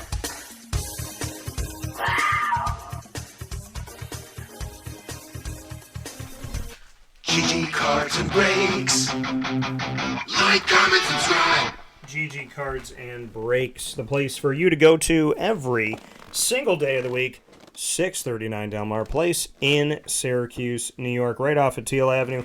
Head to GG Cards and Breaks today, folks, to find your singles as well as your packs and your boxes. They're the only place that I know that has every single MLB, NFL, and NBA team right there for you. So whoever you're a fan of, you can be right here in central and upstate New York, or you can travel into our community and go to GG Cards and Breaks and find your favorite team. And you never know what you're going to find from RPAs as well as rookies in general, autos, patch cards, just a lot of wonderful, awesome things to bring home. And, I mean, if you're like me, you know that collecting cards just brings you closer to the players and the teams that you love. So make sure you go to GG Cards and Breaks for that same hobby, new memories every day. The hobby's been going on for eons upon eons, and we get to have new memories of GG Cards and Breaks all the time. Big time thanks to the wonderful team, Josh, Anthony, Alex, Joel, and the gang. We appreciate you so very much at GG Cards and Breaks. Open Monday through Saturday from 10 a.m. to 6 p.m. and on Sundays from 10 a.m. to 5 p.m. Make sure you head out there, and you can always go to see their inventory by going to ggcardsandbreaks.com. With that being said, here on Wake Up Call with Dan Tortora, Murph and I have to talk about the fact that the Boca Raton Bowl, which Syracuse will be playing in, the Boca Raton Bowl is in Boca Raton, Florida. Spoiler alert. And No. yes, it's in Birmingham. So they're facing off against South Florida. Come with me down the orange carpet as we figure this out together. So I cover South Florida. They used to be in the Big East when Big East had football. They used to be in the Big East with Syracuse. When Syracuse and many schools left, the Big East was left with what would become with the American, and the only members that were there were UConn, South Florida, and Cincinnati. And none of that screamed Big East except for UConn, and then Temple was coming back with Steve Addazio at the time. So it was the second time for Temple to come into the Big East. South Florida was good. South Florida had Quentin Flowers and Marlon Mack and so on and so forth. Good teams. Willie Taggart helped to make that program into something really successful. It's a young program. It's only 26 years. As of right now in 2023, it's 26 years old. And South Florida, cover them in the American. Syracuse, of course, cover them my whole career, 20 years, born and raised in Syracuse. ACC, AAC, I cover both conferences. Well, I know Alex Golish, who's the head coach of South Florida. Alex Golish is in a unique situation. We'll talk about that in a minute. And their team's 6-6. I just did a special with him, a Wake Up Call special presentation, aired the whole story of South Florida and him coming in. Then the Boca Raton Bowl comes a-calling. Boca Raton is where FAU plays, which is called Playing in Paradise. They literally have signs for the beach on campus. And Boca Raton winning in Paradise, FAU is a team that I cover in the American now. And I know their leadership. I know their, VP and Director of Athletics, Brian White. So I have a connection to FAU, which connects me to Boca Raton. I have a connection to South Florida historically, and their head coach, Alex Golish. And then, of course, Syracuse is Syracuse. And then this all comes together that South Florida and Syracuse are playing each other in the Boca Raton Bowl on Thursday, December 21st, the first official day of winter. If you live in Syracuse, that is in July. And the game is at 8 o'clock at night, which is beautiful. It's going to be a nighttime game. I'm already supposed to be in Florida, and then I was technically supposed to be home for like 2 days. So now it's like, do I just stay in Florida? Because it makes sense. Might as well just stay. So, but that's my interesting story of being connected to South Florida, Syracuse, and to the city of Boca Raton. Yeah, it's So I'm it's a excited. good one. I'm Yeah. very excited. I would be too. I would think it'll be a pretty fun game. Alex Golish, by the way, South Florida. Go and watch the video on youtube.com/WakeUpCall and go on our social media. Check it out. Golish, when he came in, he was coming into a team that has had a lot of recent losses. Their games against UCF weren't rivalry games anymore because UCF was just, taking care of business. He comes in and he tells me he had to fill half a roster. Junior college, transfer portal, high school. He had to literally fill like 50 spots on his roster. So he fills 50 spots and goes to a bowl game at 6-6 in his first year at South Florida. And That's impressive. amidst all of this, before the bowl happens, they made the announcement, and we talked about it on the show, that they are leaving Raymond James Stadium, and South Florida will finally have their own official campus stadium. So they will not have to leave the stadium. Their fans, their students, their teachers can actually just go to the game. So which is going to be I've huge. never really understood that for certain. 35,000 seats, somewhere around there, too. I've never really understood that for certain Division I programs that they'll just play at an NFL stadium. Like, why wouldn't you Or they have just a play stadium it on at campus? somebody else's, whatever. I mean, again, 26 years old. They're not that old. Now, Charlotte is even younger. I think Charlotte's 13 years in playing football. And Charlotte was like FCS for a hot second, and then they and then they were like right to FCS and go to this place and that place. They're in the Conference USA. Now they're in the American. They're going to be expanding their stadium. And I really like their stadium setup. It's really cool. But you think with some of these cities, you're like, oh, yeah, they got their own stuff. They got this and that. But South Florida's been playing at Raymond James for a long time, which is beautiful. But you think about it, your student, you're going to lose a bunch of your students because your students want to walk out of their dorm room and go to the stadium. You're right. And so you're losing so much of that at your games because you have to drive, you have to park, you have to pay and do all that stuff. So the stadium is going to be built, and I think it's over 300. I think it's 340 million. I think it's somewhere around there. But Golish and I spoke about it, and we just did the South Florida special, and then Syracuse is playing South Florida. So it's going to be good, though. I'm excited for it. Well, there you go.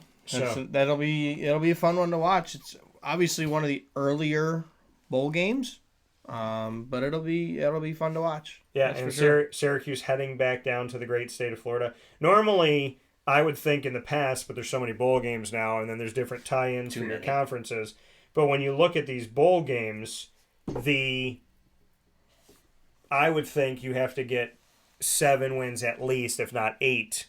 And I've said this, in order to get down to Florida. Like if you're a Syracuse team, if you're a North team, and you want to go down to Florida in better weather, you got to win 7 or 8 games. Now you don't, because the ACC has all of these. I think they're tied into 12 different bowls, and Notre Dame counts. So it's 12 teams going. Can Notre Dame just play in the ACC at this point? Well, Notre Dame has revenue sharing with all other sports. They keep 100% of their football. They get to make money off the ACC and the other sports. They get to use the ACC for scheduling. They get to use the ACC for a bowl game. And here's the biggest thing, sin of all, the ACC has become Notre Dame's quarterback farm system. They don't have to find quarterbacks anymore. They just watch you grow yours. So Sam Hartman, he grows. He goes from Wake Forest to Notre Dame. Now he finishes his eligibility. Maybe you get a Riley Leonard out of Duke. So... yeah, because Notre Dame hasn't been sending translatable quarterbacks to the NFL, so the way that they're going to get around that now is just send other schools' quarterbacks. Yeah. And Riley Leonard's going to play in the NFL. And I said that before he started playing at Duke. So, because Riley's a good kid, and in his recruitment, he's an Alabama quarterback, born and raised in Alabama, who was choosing between Syracuse and Duke, and he chose Duke. And it made perfect sense to me because they had David Cutcliffe. He's a quarterback guru at the time. And It's in the South. Syracuse was, going through this continued turmoil and who's going to be this and what are we running and all that stuff. And so you got the chance of going to a guy who trained the Mannings or going to Syracuse's nightmare at the time. And so he went to Yeah, Duke. I mean, and you can't blame him. And then also being a Southern kid, Yeah. why wouldn't you want to stay in the South? But I'm looking back at these days going like, man, Alabama and Georgia, I mean, they could have benefited from a Riley Leonard too. So I know they got their people, and I'm just saying, Riley Leonard's, he was a good year. NFL type of kid to me well before the nation started talking about Riley. Riley was right here on Wake Up Call, and he stayed true to that, and I appreciate that tremendously. Yeah. We're going to take our final step aside. When we come back, Murph and I are going to do what we always do, which is called show and tell. And then we're... Avicoli's, located on the corner of Route 57 and Wetzel Road in Liverpool, New York, has been your trusted neighbor for decades. Located just steps from Liverpool High School, we're happy to have the Liverpool Warriors on-site, on-location broadcast at Avicoli's through Wake Up Call with Dan Tortora every single month, featuring student athletes, coaches, and administration throughout the year from Liverpool High School. Head out to Avicoli's today on the corner of Route 57 and Wetzel Road in Liverpool, New York, open Tuesday through Sunday for lunch, dinner, and drinks. We'd love to see you out there. And of course, you can call them at 315-622-5100 for takeout, delivery, and catering. That's 315-622-5100. And also find them on myavicolis.com. That's myavicollis.com.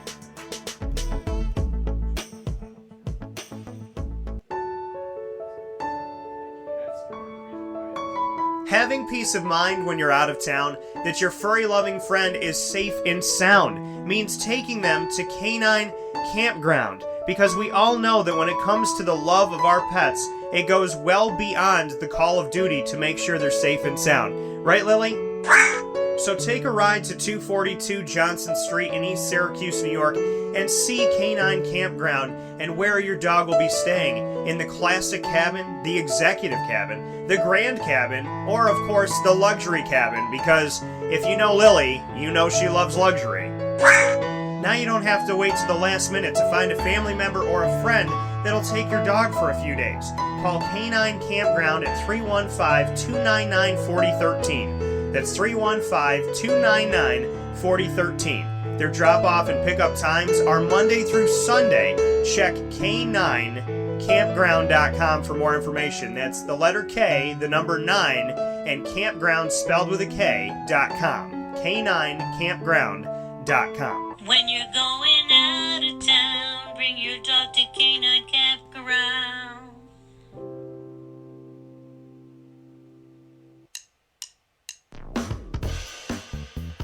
PB&J's Lunchbox, the food truck that you love finding all throughout Central and Upstate New York, now has a street-side cafe. So when you're craving their traditional favorites as well as their out-of-box amazing menu items, you can now head to 663 Old Liverpool Road in Liverpool, New York. Located just minutes from the highway, the Thruway, Destiny USA, and Onondaga Lake Parkway, PB&J's Lunchbox Street-Side Cafe is there for you Monday through Saturday from 9 a.m. to 7 p.m., serving breakfast, lunch, and dinner all throughout the day. Get breakfast for dinner, dinner for lunch, whatever you fancy, including their award-winning grilled peanut butter and jelly sandwich. Find them at 663 Old Liverpool Road in Liverpool, New York. PB&J's Lunchbox, where we love to know what's in your lunchbox.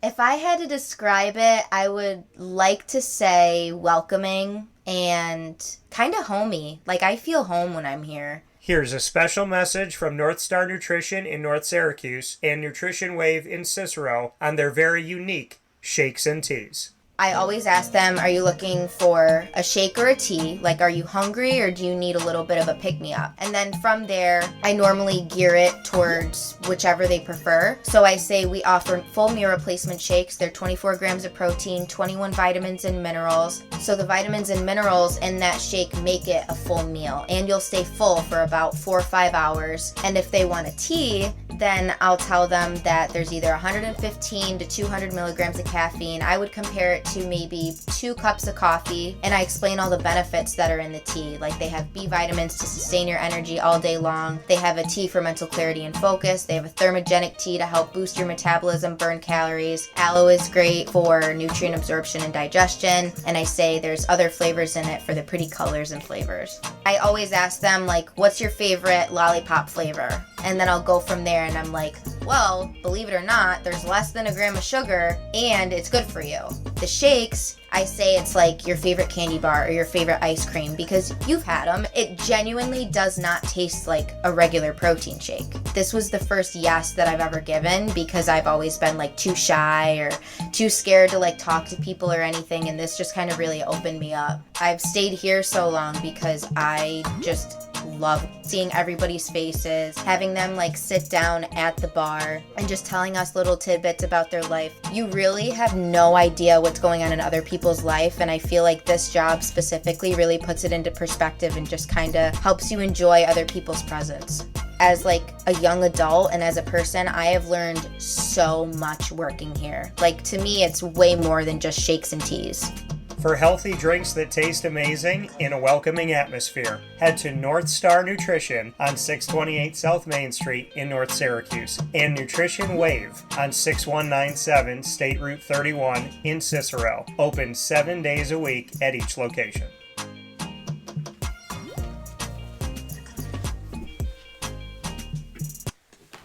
Welcome back here to Wake Up Call with Dan Tortora, where sports truly meets that thing called life. We're so happy to be here with you, and when I say we, I mean Murph. Here in the studios. Yes, sir. Teleportation is a real thing in 2023. Oh, yes, it is. There's a lot of things that aren't real that are claiming to be real. But you know what is real? Teleportation. Definitely. So, with that being said, we have teleported in some cards that we have gotten. Murph has a big old stack. Mine is just a few. However, the meaning is very deep. I'm going to let you go first because obviously you have the biggest... Technically, yeah, it would be the biggest one. Yes. So, I'm going to go to this first. I'm going to say a thank you to GG Cards and Breaks. We're at the show, and Josh, who is just awesome. Josh and Anthony came by, hung out, and Josh said, oh, I want to give this to you before I forget. He went and got me this card. It's numbered to 75, and I now have this one. I now have him and Corbin Carroll. And the him that I'm talking about here is Gabriel Moreno, who is now here with me, and he will be hanging out right here in my personal collection. Rookie card, stars of MLB, and my favorite catcher in the country right now in Major League Baseball. The next card I want to show you, and we're building up, we're getting there. The suspense is killing me. So this card, Murph, why don't you tell them what happened?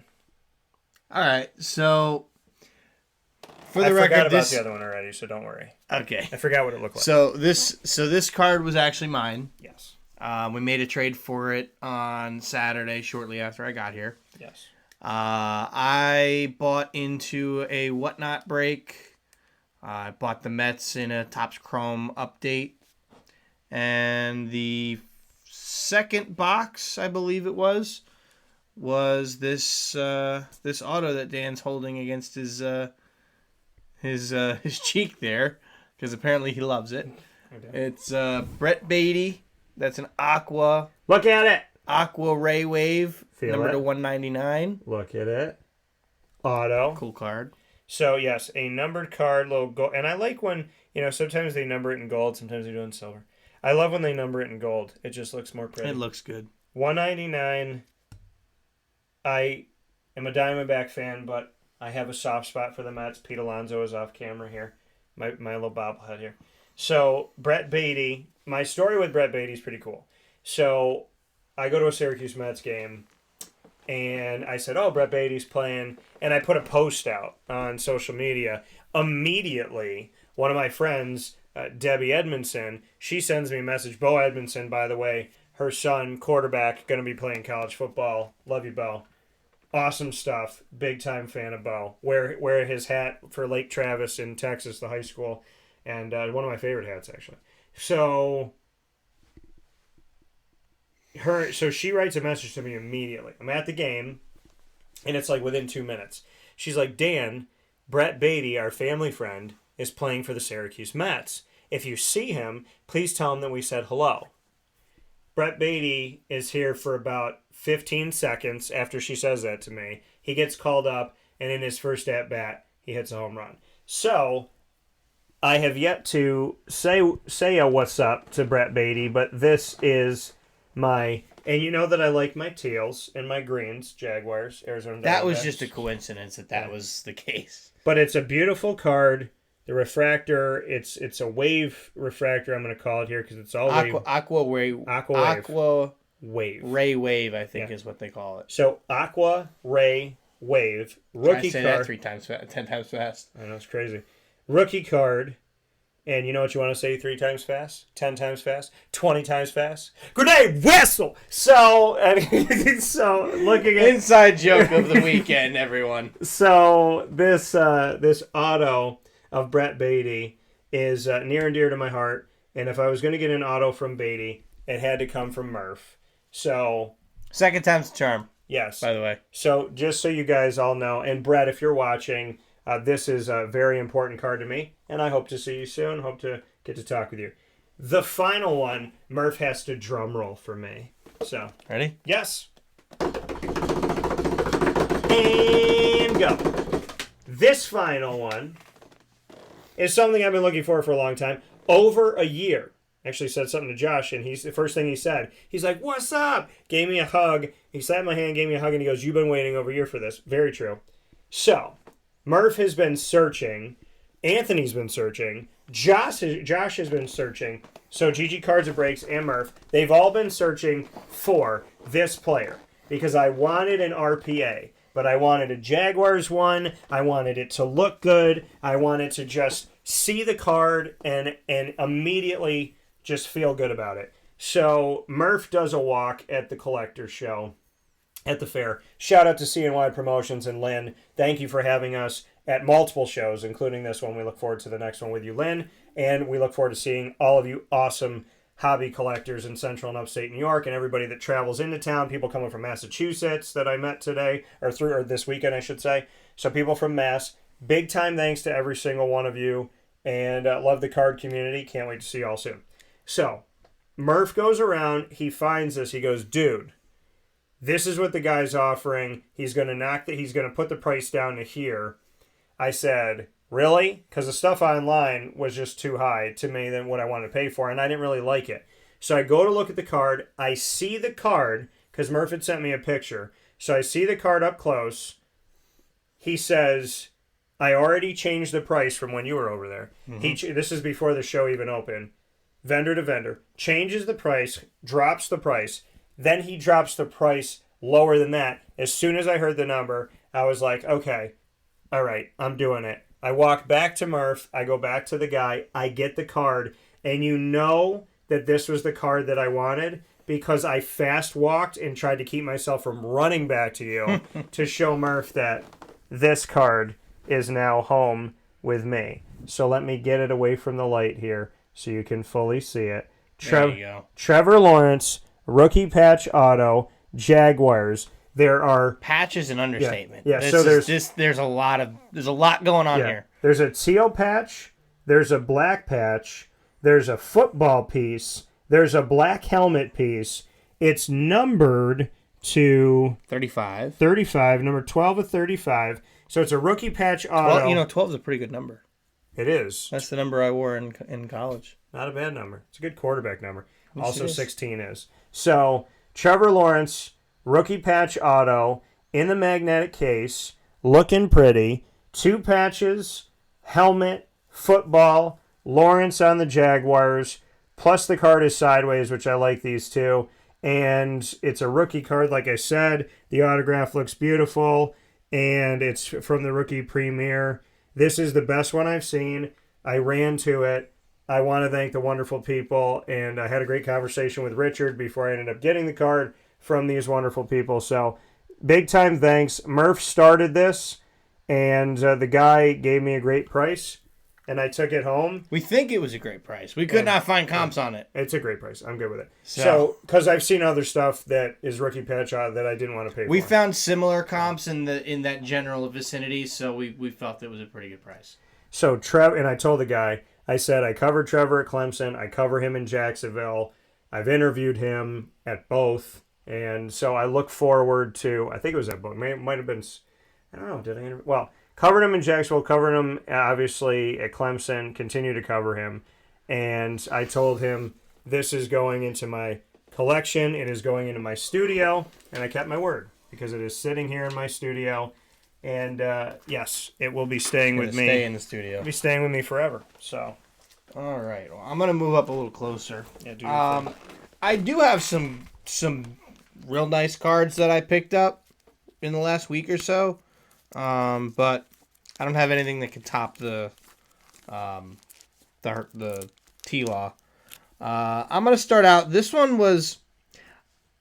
I don't want to say I got this one as a joke. But I kind of did. You like him. I do like him. You do. I really do like him. He grew on you. I wish. Well, I never hated him. Yeah, but when he had like the cracked rib thing and he kept playing. Oh, it's because he's awesome. I was with Jimmer Sikowski at that. Love you, Jimmer. I was with Jimmer at that. Watching the game on TV. I was in Killington. Okay. Killington, Vermont. Shout out to Jimmer Sikowski. Go to Chick-fil-A Cicero and Chick-fil-A Clay. He's the best, and his team is amazing. And sounds like it. Jimmer is a Buffalo fan, so we were watching this game. Yeah. So Mike, and remember, this isn't just Mike White. Yeah. This is Mike effing White. Mm-hmm. Mike effing White. RPA should make a card where from he signs in Mike F. White. Oh, that'd be so sick. From Panini Plates and Patches. Not an expensive card. I think I paid $20 for it. But that's a cool card that I'll throw in the PC. Yeah. Another PC card.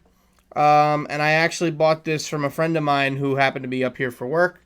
So, Sean, if you're watching, thanks a lot for the deal. Hi, Sean. We've got, and this is technically like a reprint type thing. It's in the style of the 2014 Bowman. This is a Jacob deGrom auto from Bowman Sterling 2021. Beautiful autograph. Absolutely beautiful autograph. This is numbered to 50. He does like it's just beautiful. Yep. Even if you didn't like Jacob deGrom, you would like the autograph. Oh yeah. It's just nice. Numbered to 50. Really sweet card. Yeah. This is also a card that you kind of wanted. I actually bought this from GG Cards and Breaks on Saturday. Yeah. But I am going to grade it. A small one. Trevor Lawrence, Optic Purple Shock, rated rookie. So nice. Looks really nice. Like I think it's got a real shot at a 10, so that's why I'm going to grade it. I think you guys can write in. I think it would look better in my studio. Maybe once it's graded. Yeah. Then you can pay me more for it. I won't. It's ridiculous. Then I also got this from GG Cards and Breaks. This nice T. Higgins RPA. I traded into Ronald Acuna Jr. Topps Chrome for the MVP buyback. Mm-hmm. So I got those two cards for the Acunas and $5. Yeah. So I was essentially $45 for those two cards. So pretty cool. Do want to give a quick shout out to my guy Justin at Slate Night Cards. That's my local card shop back at home. So he made a deal with me for a bunch of stuff. On Friday, I went to go see him. So one of the first things I got was this Josh Allen. I was kind of hoping I would sell it, but I didn't. So, that's okay. So Josh Allen, rookie to 99. I'm sure I'll sell it at some point. People are mad at Josh Allen right now. I know, man. I mean, I sold almost all my. I did sell two out of my three bigger Josh Allen. I have a whole line so of the Wyoming ones that I think look really good. I did okay. And people another guy that people are starting to get afraid of is Tua. But this is in... Get away from the light. I would go this side. Yeah, you can go to either side. Oh. The light's in the middle. Tua, Optic Preview 2020. That's PSA 9. Yeah. Nothing big. I like that Tua. That's a cool one. It's a cheap one, but it's cool. And then we got a couple of guy who could literally be in the front runner for the MVP after today. I mean, some people call him beautiful. Other people call him Purdy. Mr. Irrelevant. I call him Purdy. Mr. Irrelevant. My Brock Purdy. So nice. We've got the Purple Shock. Optic Purple Shock. That's in a SGC 9.5. My quote was, he is not Mr. Irrelevant when he was drafted last. Correct. It was ridiculous. And then we've got the Chronicles. This is the teal. The teal variation, so this is worth a little bit more than the standard. Wait, Murph, did you say teal? Anytime someone says teal inside of the Wake Up Call studios, I ask you all to teal with it. Go ahead. Then we got a couple of, two-time MVP, two-time Super Bowl champ. Who's that guy? Does he play on Taylor Swift's team? He does play on Taylor Swift's team. This is Patrick Mahomes. This one is a Contenders, Rookie of the Year Contenders. This was a PSA 9. And then this one, Panini Rookies and Stars, Patrick Mahomes. This was a PSA 10. Did you put this in here? I don't think so. It fell on the ground, and I don't remember having this Diamondback right. I don't know. Huh? Who is it, Mitch Haniger? Yeah. Nice. Apparently, Diamondback rookie cards are dropping from heaven into my studio. Apparently. Let's go. But this Mahomes is pretty nice. So shout out to Justin for the deal on those. You got this over the weekend. This I got at the show. It's a nice card. It is a nice card, and it's a really nice card. I didn't have any of his stuff. I didn't even have any base cards of him. At least I don't think. And I ended up getting it for $70. Am I going to make money on it? Maybe. This will probably be something that I hold on to, and maybe there's some hype around him next year. Mm-hmm. But just Bryce Young, Bowman U, autograph. Pretty much all these young guys, CJ Stroud, Anthony Richardson, you're not going to find their autos in Panini stuff, just because of the whole thing going on with Panini and the NFL Players Union. And then the last card. How long do you think I spent trying to go around the show and find this card again after I found it the first time? I looked at 1.5 vendors. You were gone for 2 hours. Probably. So I first saw this card this morning. Not this. Well, do you think it's like... I did see this card this morning. Do you think it's like when God takes one of your pairs of socks, like one of your socks, and you can't find the other? Yep. Because you couldn't find it. I first saw the card at the beginning of the show. Yeah. Probably 9 o'clock-ish. And I couldn't remember where I saw it. So I went around the show 2, maybe 3 times to try and find it. Yeah. Didn't look hard enough, apparently, because when I eventually found it, I found it. Luckily, I found it right as they were starting to pack up to leave. Yeah. So I was able to make a deal with them. This is a biggin. This is a biggin, and this is about to be sent off to get graded. If I get lucky and it's a 10, this is a $1,500 card in a 10. I don't think it's a 10 though. My guess is a 9. I think that card's gonna be worth a lot of money either way. Correct. I do think either way, 10 or 9, by the time he gets called up, this will be worth significantly more than I paid for it. So this is the first overall pick in the 2022 MLB Draft. Jackson Holiday. That is a Bowman Chrome first Bowman autograph. It's a base auto. It's not a, like a refractor auto or anything. But that was a card that early in the day, and the show was looking kind of bleak for a while. Like, I didn't think I was going to make very much money. Like, I was starting to worry that I wasn't going to really sell anything and I wasn't going to do well. But I ended up selling some stuff. I sold my 1956 Ted Williams along with some other stuff and ended up making some money. And I ended up using that money to go buy the Jackson Holiday. I paid $400 for it, which sounds like a lot because it is. But even if it grades a 9, I should have no problem getting $550, $600 for it now. Yeah. Or when he gets called up, excuse me, or when he wins Rookie of the Year, I don't see why that card couldn't be $1,000. Yeah, I think it's easy. I think you're gonna easy get it up there. I think that card can easily double in value. I think you'll get it up there. My Corbin Carroll's Rookie of the Year, by the way. Holding on to many of them. Sold one at the show. You did? Sold one that I just got, but that's okay.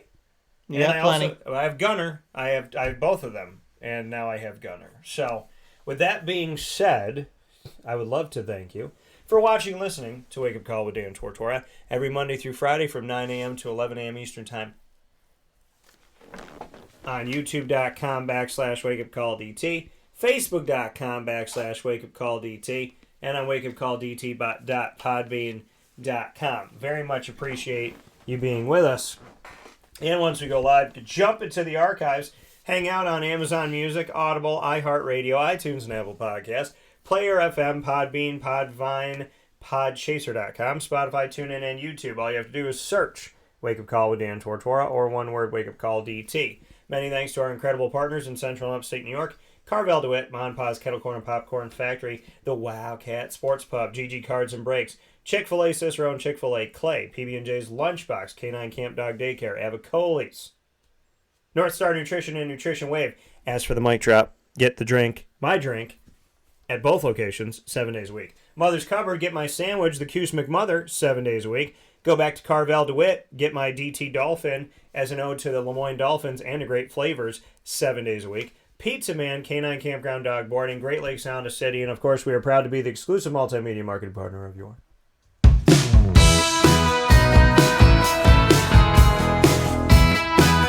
Lemoyne College Dolphins. It's Fins Up every single month.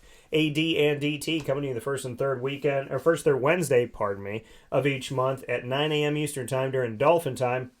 In Dolphin Time on Wednesdays at 9 brings you the Dolphin Dive the second and fourth Wednesday with student athletes, coaches, administration, future Dolphins, and alumni. Under promise, over deliver. There's more AD and DTs and Dolphin Dives for you than what we promise all throughout the year. And you can find all of our content by going to youtube.com/wakeupcalldt. Click subscribe, the notification bell as well, and you can find the Lemoyne playlist on our YouTube channel. You can also find them on the exclusive partners tab on wakeupcalldt.com. For more information, go to lemoynedolphins.com. Go and support them on campus and on the road. And as always, Fins Up.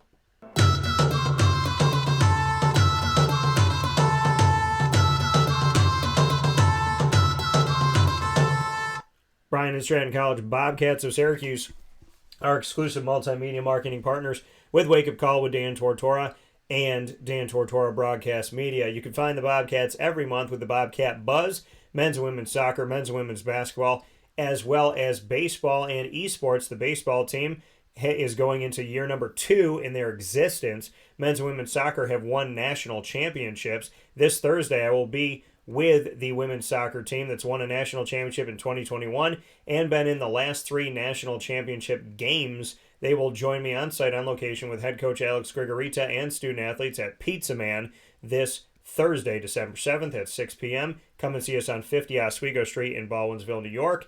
Big time shout out to the Bobcats. Find all of our content with student athletes, coaches, administration by going to youtube.com/wakeupcalldt. Click subscribe and the notification bell. And of course, you can find them on the exclusive partners tab on wakeupcalldt.com. For more information, go to syracuse.bscbobcats.com. And as always, go Bobcats.